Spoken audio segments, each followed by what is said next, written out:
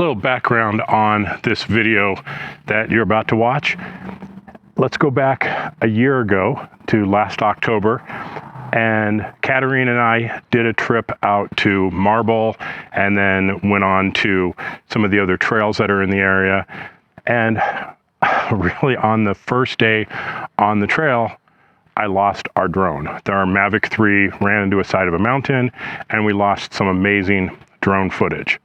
Well, a few days ago, and it is now mid-September, so 11 months later, I get a call from the Aspen Police Department, and they had been taking some 8th graders on a skills trip for mountaineering in that same area. They came over the backside of the hill, and one of them found our drone.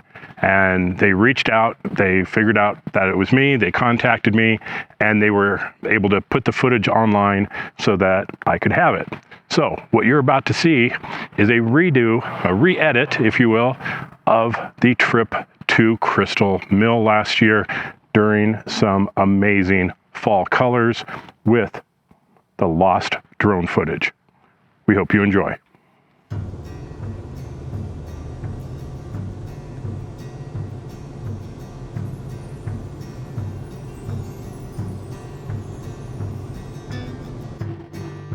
Well, hello, fellow trail travelers. It is Carrie, Katerina, and Lucas on our adventure this weekend. We are going to go to some iconic places.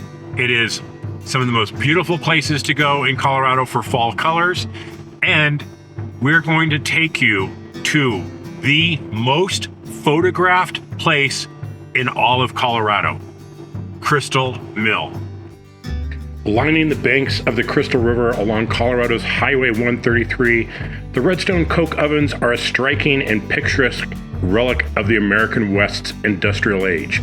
These enigmatic beehive-shaped structures stand in a long, silent row, appearing almost like ancient ruins against the dramatic backdrop of the Rocky Mountains.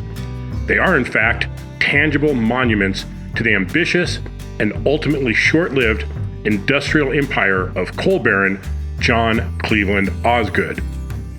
Built at the turn of the 20th century by Osgood's Colorado Fuel and Iron Company, the nearly 250 ovens were a critical component of the region's coal and steel industry. Their sole purpose was to convert high-grade coal mined from the nearby coal basin mines into industrial coke. The process, known as coking, involved baking the coal in the oxygen-starved environment of the ovens for approximately 48 to 72 hours at extremely high temperatures, up to about 2,000 degrees Fahrenheit or 1,100 degrees Celsius. This intense heat burned away impurities like sulfur, tar, and water, leaving behind a lightweight, porous, and nearly pure carbon fuel called coke. This high-energy, clean-burning fuel was essential for firing the massive blast furnaces at the CF&I steel mill in Pueblo, Colorado, hundreds of miles away. The redstone ovens are beehive ovens, a design common for the area.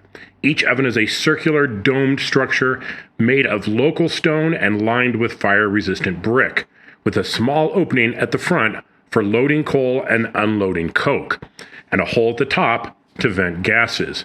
They were built side by side in long batteries, sharing common walls to retain heat and improve efficiency. Today, their reddish-brown stone, stained by decades of intense heat and weathering, gives them a distinctive castle-like appearance. Today, the redstone coke ovens are remarkably well-preserved and are listed on the National Register of Historic Places. They serve as a powerful and accessible landmark on the West Elk Loop Scenic Byway. Visitors can easily pull off the highway to walk among the silent structures, peering into their darkened chambers and imagining the smoke, heat, and noise that once filled the valley. They are a poignant reminder of the boom and bust cycles that define much of Colorado's history and the immense industrial forces that shaped the American landscape. Right next to the coke ovens is the Miners Basin Memorial, built from actual pieces of equipment from the days of the mining industry. This serves as a monument to all the people who lived and often lost their lives working in the mines.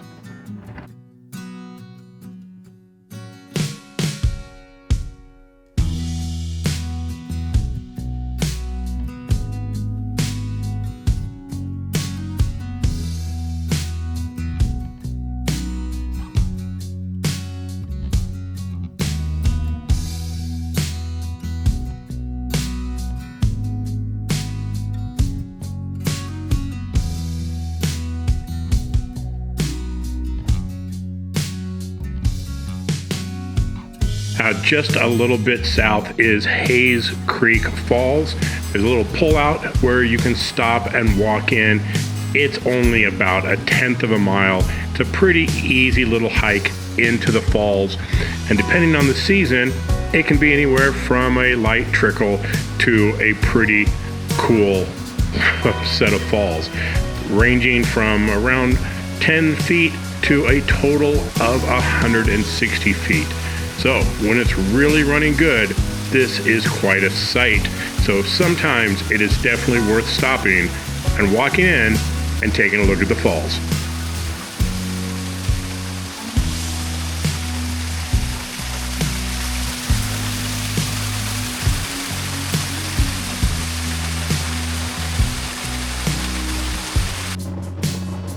Well, we are barely 5 miles in, and we've seen some historic coke ovens, we've seen some deer, we've seen some beautiful river, we've seen waterfalls. I mean, if this is any indication of how this trip is going to go, then it's going to be an absolutely amazing adventure. And we are just barely getting started. We have a long ways to go this weekend. We are very excited that it's already starting off this nice.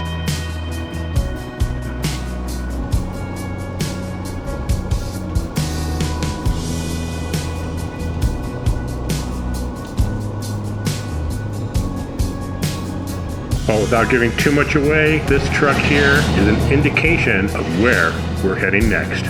Nestled deep in the Crystal River Valley, the town of Marble, Colorado owes its existence to the immense treasure of flawless white marble discovered in the surrounding mountains. Its history is a classic Western tale of boom and bust cycle driven by the global demand for its unique and beautiful stone. Though the prized calcite marble was first discovered in the Crystal River Valley in 1873, the extreme difficulty of transporting it from the rugged terrain delayed any major quarrying operations for years.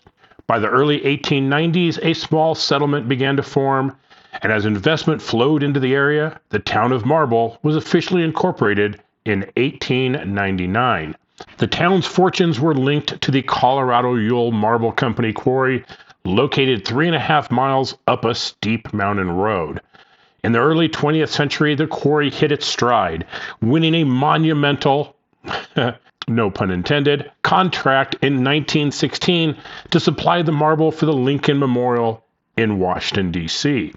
This contract solidified the town's boom period, and the population swelled to nearly 2,000 people.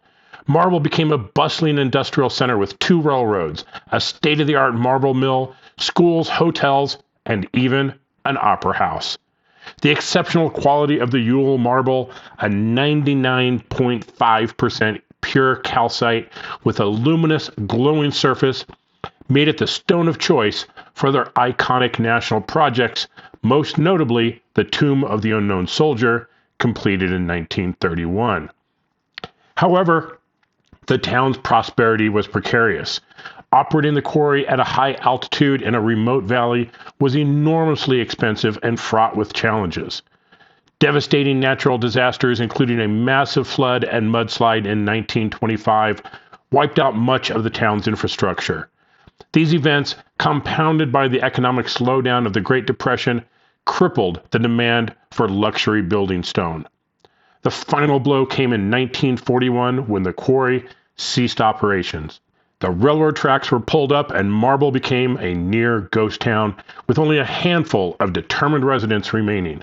For decades, the town remained dormant, a quiet relic of its former industrial glory.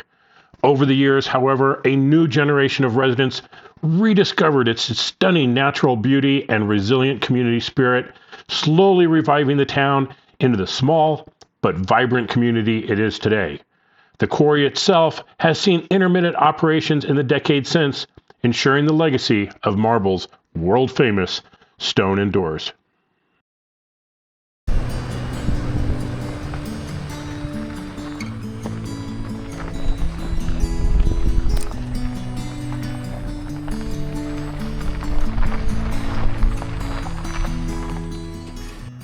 Well, we are continuing our adventure here in Marble. We are at Beaver Lake, getting ready to get on Crystal River Road. So you can see already we've seen several historic sites, some animals, some waterfall. It has just been an incredible morning already, and it's only like 10:30 in the morning. I can't wait to see how the rest of this day pans out. But you just saw Katerina walking through this amazing mine exhibit or marble exhibit. Just crazy stuff there in the town. But we need to keep going. We're going to leave Beaver Lake and go hit Crystal River Road.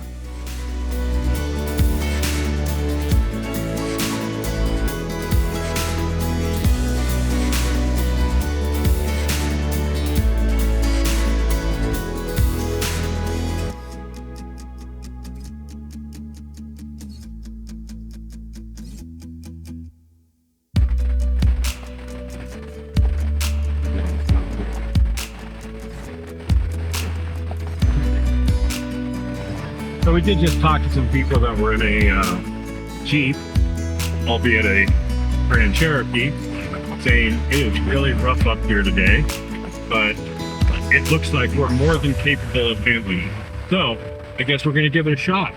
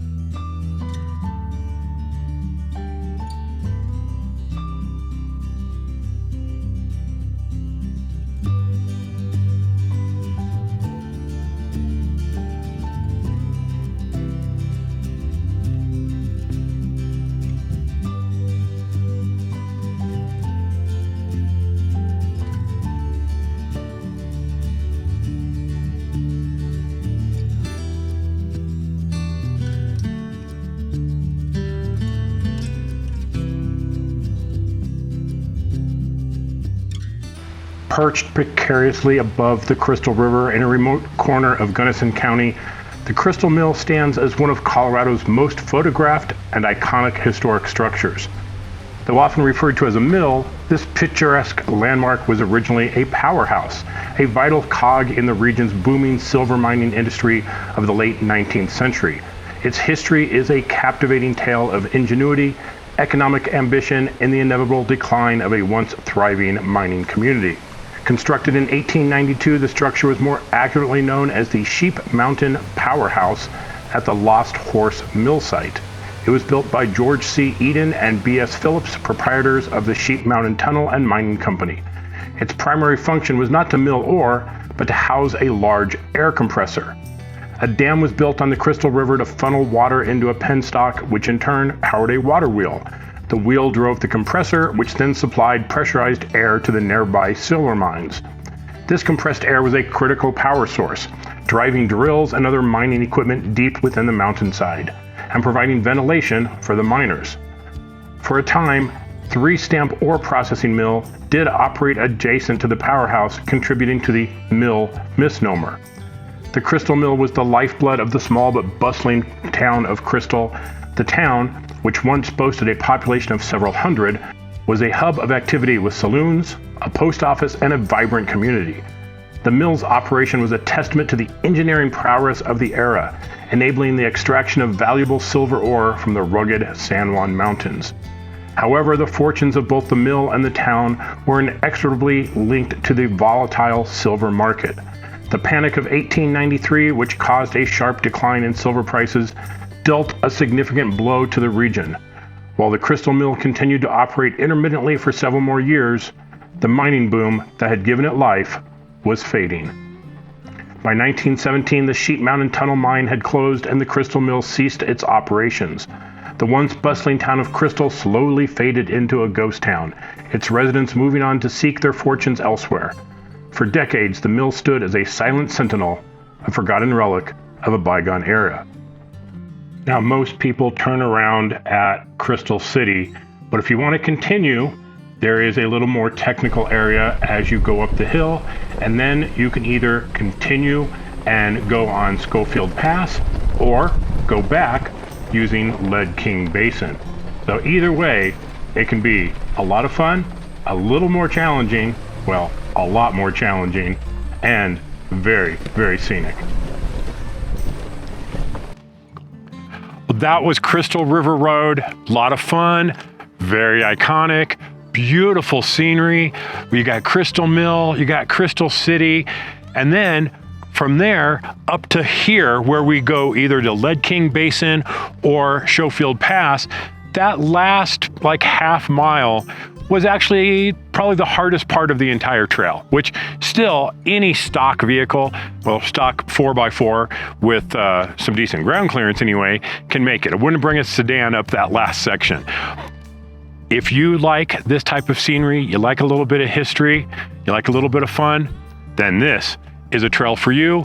Crystal River Road, absolutely amazing, especially this time of year with the aspens turning. Couldn't ask for more.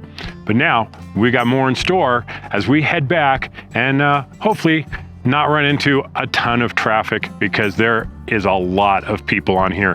As I said earlier, Crystal Mill is one of the most photographed things in all of Colorado. There's a ton of hikers, a ton of people up here. Be careful when you come up this way. A better way would be to take Lead King Basin and then whip over to Crystal Mill from here. You're gonna run into less traffic, but it's a lot more technical, but we'll be showing you that in another video. So thanks for watching from Katerina and myself and Lucas in here. Stay safe out there. We'll see you on the trails.